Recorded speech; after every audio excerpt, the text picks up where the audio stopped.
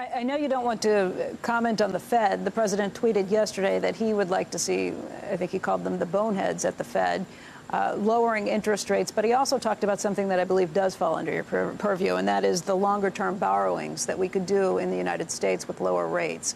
I know that's an issue that you have opened up for discussion, long-term borrowing of U.S. Treasuries. Where does that stand, and when might we actually see longer than 30-year bonds issued by the U.S. Treasury?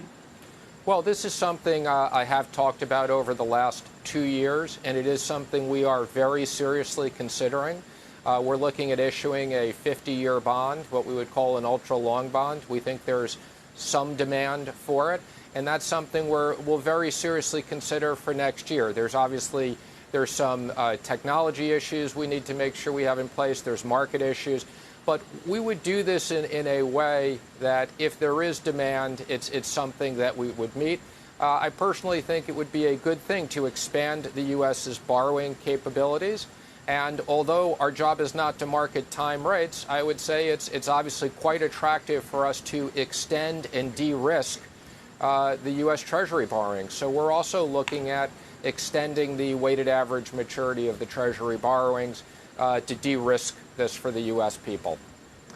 One of the criticisms of that idea of going very long-term with issuance, Mr. Secretary, has just been that it's hard to think that the United States could issue enough very long-term debt at very low rates to make much of a difference in the overall borrowing costs, especially since, the 30-year right now at 2.15, presumably you're paying much more every year over those 50 years than you would on the shorter end.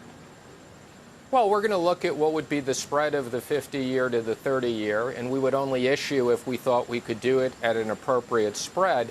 But innovation is an important thing. When the Treasury started TIPS, it was a small program, and people said the same thing. Is there really going to be enough demand? So I think innovation for the U.S. Treasury is important. And as I said, this is somewhat market-oriented. So if there is market demand, this is something we're seriously considering. We've reached out to the Treasury Borrowing Committee. We've reached out beyond that to investors. We'll start speaking to foreign governments.